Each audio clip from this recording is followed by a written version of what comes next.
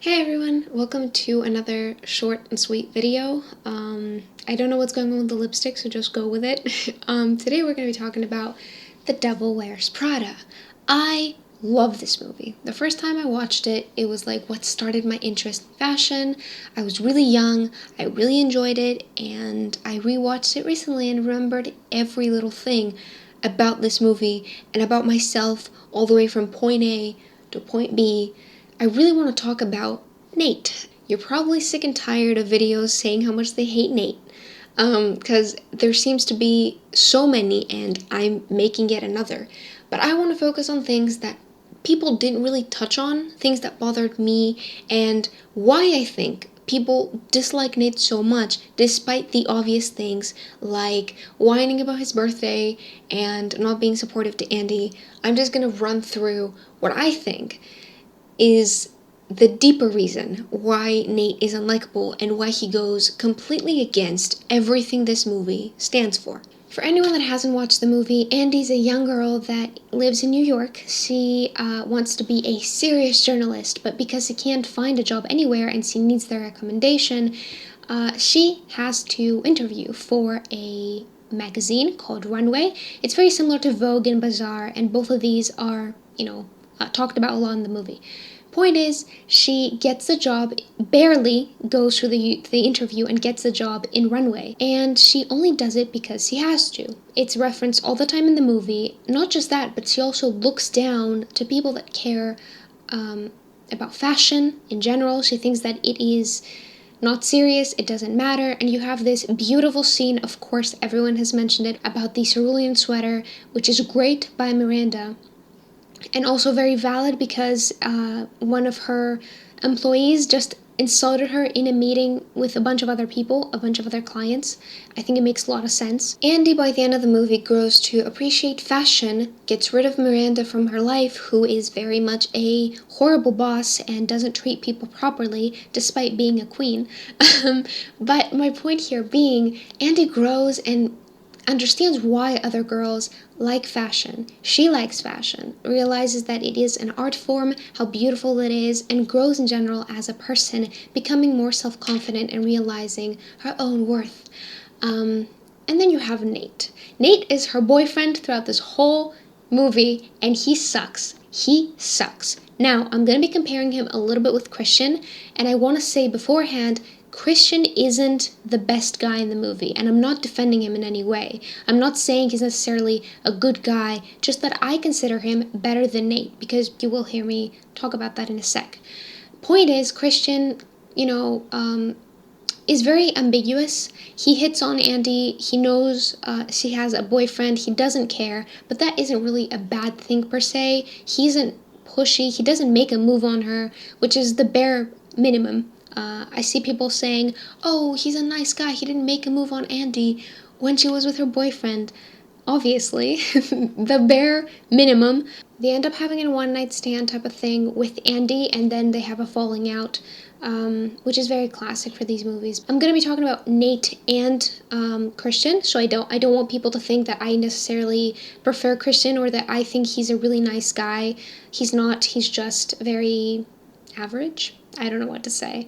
But, I love The Mentalist, so take that with a grain of salt. Anyways, Nate is completely unsupportive. Everyone has said that. The classic scene where Andy misses his birthday because she has to be somewhere else for her job and she can't make it. Now, of course, the point of the movie is that Andy has been neglecting her boyfriend or she can't spend as much time with him, but they're adults, right? He's a chef and chefs work long hours. It's very sensible that now that she works in a magazine and that she's trying to advance her career, she'd have to come back later and should have to do things like that. Andy down the line appreciates her job because she can show that she's a great employee. She becomes amazing at her job, surprising even herself. And it's really upsetting to me, like, just because his job isn't advancing up until, the end with Boston and what we learn later, that doesn't give him the right to put down Andy when she's working in a really great position, because I generally think that's the issue here, deep down. That's my personal opinion.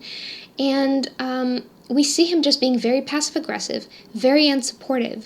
But the scene that I will be discussing specifically, because I feel like everyone has talked so much about the birthday scene and everything else, I will be linking down some videos if you want to check them out that go in depth about other scenes and her friends, Andy's friends, that I'm not going to be talking about in this video.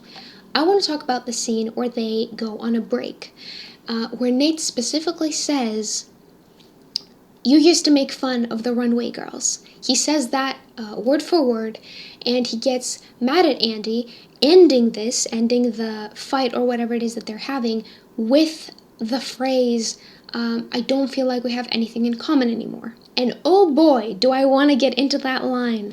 I think Nate liked Andy because she used to have a very not like other girls ideology, right? She made fun of women just because they were into fashion. She didn't care about things like that because they're not, serious enough. She wants to be a serious journalist. These are horrible traits that Andy has, and the movie does a great job of showing us that she grows as a person. The reason why I'm so passionate about this is because I feel that I've gone through a very similar phase where I would talk to my friends, and my friends, we all just kind of did this thing of, we're not like other girls, we're more like guys because we do X, Y, Z type of thing. And I hate like that mindset that I used to have of the idea that it's bad for me to like fashion, because I really enjoy fashion and shopping and every little thing like that. The idea that these are girly interests and that I'm not allowed to have girly interests, that I can't because I really also enjoy video games, that I can't enjoy both, that I'm not allowed to do that as a woman.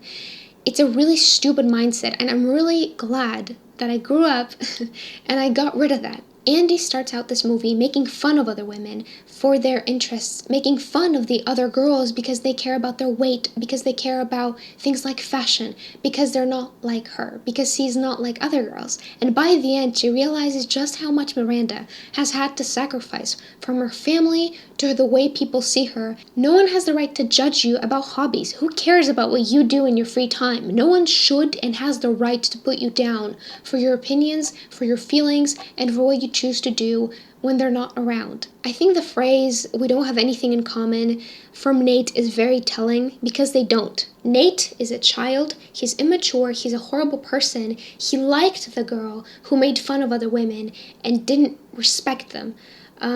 He didn't like how she grew out of that. He didn't like how she felt better about herself and her career, how she was more fulfilled than he was, and he puts her down and says that now that she's not making fun of other people, specifically, that's exactly what he says, they have nothing in common anymore. And there's nothing that irks me, and I think a bunch of people, when by the end of the movie, we see Andy go back to Nate. After their break, she chooses to stay with him. And it's so annoying, because the whole point of the movie is how she grows up. She matures to start caring about fashion. She matures to start being a better person to others and seeing the value in those interests. And then the movie undoes this by bringing a character that is the complete antithesis of everything we've seen in the movie.